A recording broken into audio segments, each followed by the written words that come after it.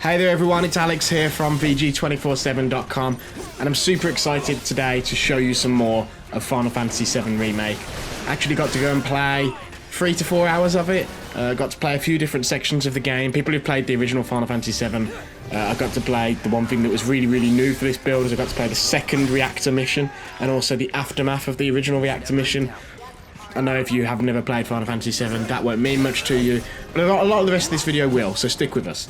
But yeah, I can talk about what I saw, and so I thought I would do so in the format of a numbered list, a really radical and different and original idea for YouTube.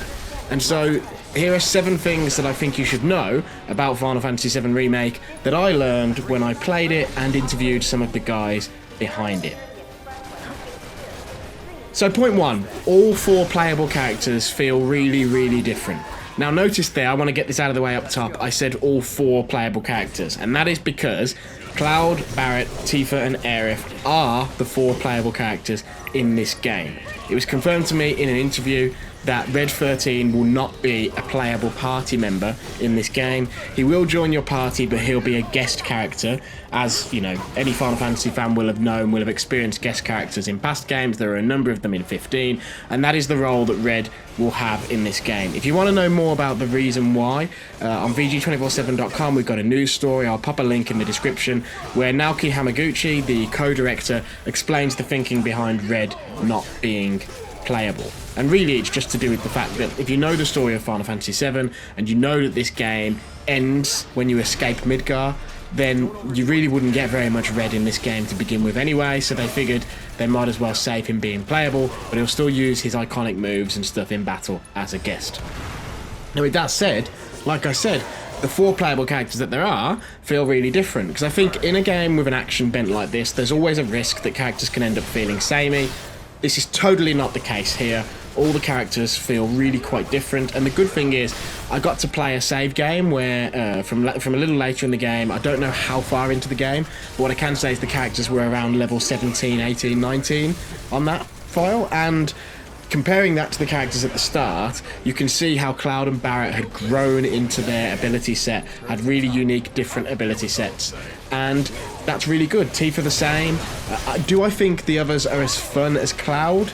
If I'm honest, no. Cloud is definitely the superstar, and I did find myself switching back to Cloud when I wasn't doing something specific with Barret, Aerith or Tifa. I felt like Cloud is the one where the game feels right and feels at its best, but the important thing is they all feel pretty good and they all feel pretty unique, but I do feel like this game wants you to play as Cloud, and I do feel like he's sort of got that level of polish that really shines a light on him as the lead. And indeed, every time you finish a battle, you always are forced to switch back to Cloud anyway, so it's not like you can walk around as Tifa when she's in your party and almost play as if she's the main character. But they all feel really different, and I think that's really good. Point 2, the combat is designed not specifically as an action RPG, so to speak, but more as a continuation of the turn-based active time battles of the original, or more, not even a continuation, I suppose, a revolution, an evolution. This was again from Naoki Hamaguchi, the co-director of the game, who sort of explained that was their first starting point of thinking, was how do we take active time battle and make it modern? And in the end, the thing they decided was to build sort of an action game, real-time direct control element around it. But it's definitely still an action game, you know, it's definitely got that feel, but the thing is, it's so reliant on the ATB stuff that you really do have to be watching those meters building near the health bars and executing the special moves, because the enemies are quite hardy, or many of them are. The normal soldiers are very weak, but the enemies are quite hardy on the whole, and that means that if you're not using your special moves, you're going to find it really difficult to take them down. And you can do the special moves either via shortcuts if you prefer not to pause or slow the combat and you want to play it more like an action game, but the great news is if you can also play it more like a turn-based game in the sense of you can press a button to slow down combat and pick your moves out of the menu.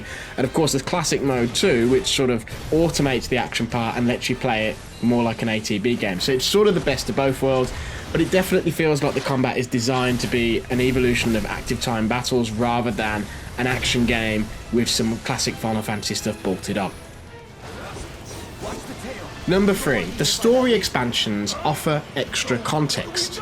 Now what I mean by this is, when you think about how this game is built, it's apparently going to be a full-size game, the developers say, which we don't know what that actually means. That might mean 25 hours, that might mean 40 hours, it might mean 60 hours. But the point is, this is only a slice of the original Final Fantasy VII. The section they've remade here, you can probably complete in 4 or 5 hours, even if you're not rushing. So how do you make that into a full-size game? Well, the answer is, you take pretty much every section of that original game, and you make it longer. So that second reactor mission, I think in the original Final Fantasy VII, off the top of my head, it might be 20 minutes, maybe 25 at most. In this remake, it's an hour or more. In fact, the boss will probably take you 10-15 minutes, because the boss is a real heavyweight, hard-hitting beast. And these sections aren't just padded out with cutscenes and stuff like that, but they're padded out with sort of mechanical changes as well. So on that second reactor mission, the characters find out about the boss that you'll be fighting early on. The boss is a robot. And what you can do is, as you work your way through the reactor, you can pick up key cards and use those key cards at terminals to disable some of the boss's systems, which in turn will make the actual boss battle when you get to it easier. But this is an optional thing, so you could run past a lot of these key cards as well, or you could just grab the obvious ones, or you could search for more of them. And so that takes up extra time and sort of adds to these sections, and all the while this is going on, there's sort of dialogue and all that sort of stuff. Now, the area design of the reactors isn't that interesting, in at least in what I played. It's definitely sort of like, you go up some stairs, you go down a corridor, you enter a square-shaped room where you have a chance to spend your key cards at terminals, and then you go up some stairs and you go down a corridor and enter another square-shaped room. In that sense, it feels a little bit like Final Fantasy XIII, but the stuff that's going on around the actual area design is sort of holding it up. The character interactions, the fact that you're doing stuff that is affecting the boss you'll fight later, and that's really, really good. And like I said, there's also additional context. So Sephiroth barely appears in this part of Final Fantasy VII in the original game, but he's introduced quite early on in this remake, and when he appears, he's providing additional context. He's introducing ideas in his dialogue that aren't introduced in the original game until much later on. He's teasing Cloud, he's hinting at stuff, and this will be stuff that will be a mystery for newcomers, but stuff that will be intriguing and exciting to people who already know the story. Now, this is an element of the game that could easily fall flat on its face if it doesn't go right. But I will say the way they introduce Sephiroth is absolutely awesome. But it could easily wear thin. So hopefully they sort of they find the right balance there. But it's definitely interesting the tack they're taking with the story. That brings us nicely on to point 4, which is the Final Fantasy VII spin-offs are still canon. Sort of. Kind of. So I spoke to producer Yoshinori Kitase, who of course was also the producer on the compilation of Final Fantasy VII, and that was the spin-offs that came out around about a decade now. There was obviously the movie Advent Children, there was the PSP game Crisis Core, there was the PS2 game Dirge of Cerberus, and there was the mobile game which was Japan only before Crisis. Now Kitase said the remake is in a different lore to those games. It isn't in the same universe as those games because obviously they're changing stuff, and the original game is in the same universe as those games and films. But the general overarching lore that was established in the compilation of Final Fantasy VII is still the basis for the lore of this game. That's what Kitase told me. On that topic, in the hands-on that I played, there was actually music from Final Fantasy VII Advent Children from the movie. So when you first leave the reactor after blowing it up at the very start of the game, you sort of walk through city streets and see some of the destruction that has been wrought by the explosion, which is something that you didn't really get to do very much of in the original game. And that's greatly expanded, gives you a lot more, as I said in the previous point, context to what's going on in the world. But also, the music that plays in the background is this rearranged version of a track from Final Fantasy VII Advent Children, which should probably tell you that, in general, elements from those games and films and anime and all that sort of stuff and books, there was a lot of compilation stuff. The elements from that will all be seeping and leaking into this game, which has interesting implications for those of us who know all about that lore. Point 5. Small changes to the story have a bigger impact than you'd think. So there's one big change that I want to talk. Well, there's one small change that I want to talk about here that has a big impact, and that is something that you'll be able to see for yourself in the gameplay footage, which is that the reactor bombings that Avalanche, the group that you're with, is committing, aren't actually really that successful. But what's happening is you're actually being helped along by the Shinra company that owns the reactors. They're actually sort of blowing up their own stuff and using you as an excuse for doing it in order to, it appears, but I'm not sure on this, in order to start a war. And that is quite a big change, because in the original Final Fantasy VII, you are eco-terrorist and you are doing a great deal of damage, and there's talk about the collateral damage that you do. But right there in that first reactor mission, it cuts away to show President Shinra and Heidegger, his head of security, making the decision to blow up the reactor when your bomb doesn't really work. And then in the second reactor mission, you get even more context on this without getting into spoilers. And that's interesting because it changes the whole dynamic, especially when you are then walking through the ruined streets on Midgar and you can see people, you see children that have lost their parents, you see people panicking about their partners or about their friends who might have been killed in the explosion. And there was a little bit of this in the original game, but when that happened in the original game, the characters that you played as were responsible and there was a moral question there. Now, the original Final Fantasy VII came out at a very different time when terrorism wasn't quite the same as it is now. And so maybe they're doing this because they feel the concept of playing as eco-terrorists perhaps isn't as appealing. But it's interesting, and I wonder how many of these small changes there are that could really have a big impact on the wider story. Point 6 is that the characters are absolutely spot on. They're just excellent. I mean, there was always going to be a gap to bridge because the original Final Fantasy VII, especially for those of us in the West, it was a poorly translated... In fact, no, I don't want to be unfair. It wasn't a poorly translated game, but it was a very, very rushed translation job, that we know.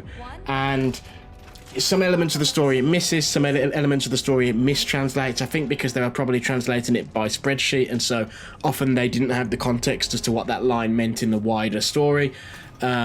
And it's that left Square Enix with a very difficult problem, because when you do the remake, people are going to want the characters to feel and sound like they did on the PlayStation. But in the Western Japan, in some instances, like Barrett, is actually quite different in the original Japanese than he is in the Western translation of the original game. Somehow, they found a way to sort of toe the line, and this Barrett is the best of both worlds. He's definitely the standout character in this game, from what I played anyway, by the way. But they're all pretty excellent. Like, just the way they're translated, the body language is really, really good. There's a coolness to Cloud that absolutely fits the original game, which was just completely missing from every other iteration of the character in the compilation of Final Fantasy VII and stuff. They really seem to understand these characters, and there were some moments. Barrett is at once sort of the moral compass of stuff that's going on, and he's the comic relief because he's so over the top. I want to give an example. So when you're at the second Marco reactor, Barrett sort of the group realizes that they're on security cameras, and Barrett decides this is the perfect time to start sort of monologuing to the cameras in an extremely funny way to sort of make his point about what he believes about what Shinra is doing and so on.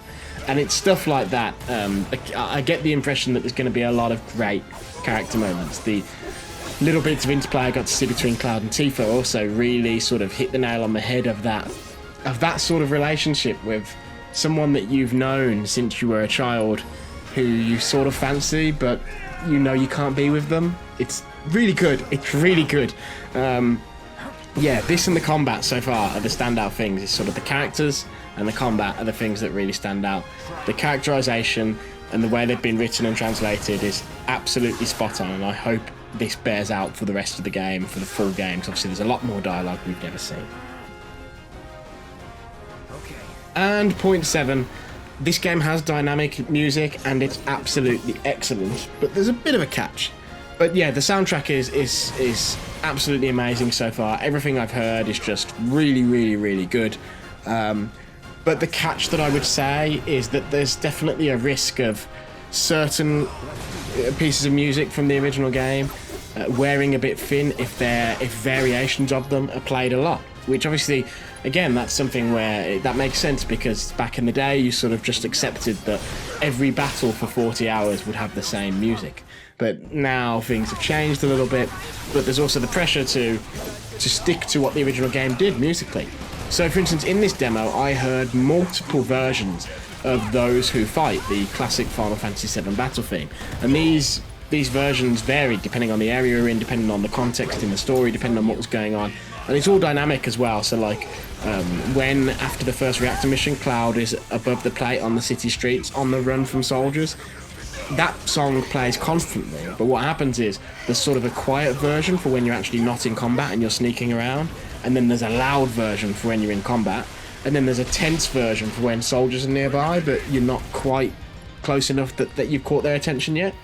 And all that's really good, but I just know by the end of the 4 hours I was hearing another version of Those Who Fight, and I was just like, bit old now, you know, it's starting to grate a little bit. So I hope they have it in them to sort of push out a little bit beyond that and arrange it in perhaps some really aggressive ways that really changes it up, or even introduce some new battle music. Oh, and there's an absolutely great sort of guitar-driven version of Those Who Fight Forever, the boss theme, which plays when you fight Airbuster, and I cannot wait to actually listen to that soundtrack when the game comes out, almost as much as playing the game, to be honest. Anyway, yeah, so there are 7 things that I wanted you to know about Final Fantasy VII Remake. So just to recap, all 4 playable characters feel really different, but Red 13 is not playable. It is only Cloud, Aerith, Tifa, and Barret. The combat is designed to be an evolution of the active time battle system, and it feels like it. The story expansions offer like an extra context, and they offer mystery for newcomers, but exciting teasers for those who know the story. The Final Fantasy VII spin-offs from the compilation of Final Fantasy VII are still part of the foundational lore of this game, and music from Advent Children is in the game, confirmed. Small changes in the story seem like they're going to have a bigger rippling impact on the rest of the story. The characters are absolutely spot on, and the dynamic music is excellent, although I hope there's a good amount of variety in the final game. So yeah, I've also written some stuff up on this, and there's sort of an extended version of this with some quotes from the developers and stuff on VG247.com, so hit the link in the description or head to VG247.com if you want to read that. It's a more detailed version. There's some more videos on the channel of Final Fantasy VII Remake as well, and don't forget to give us a like, give us a subscribe, all that stuff. It really, really helps us out.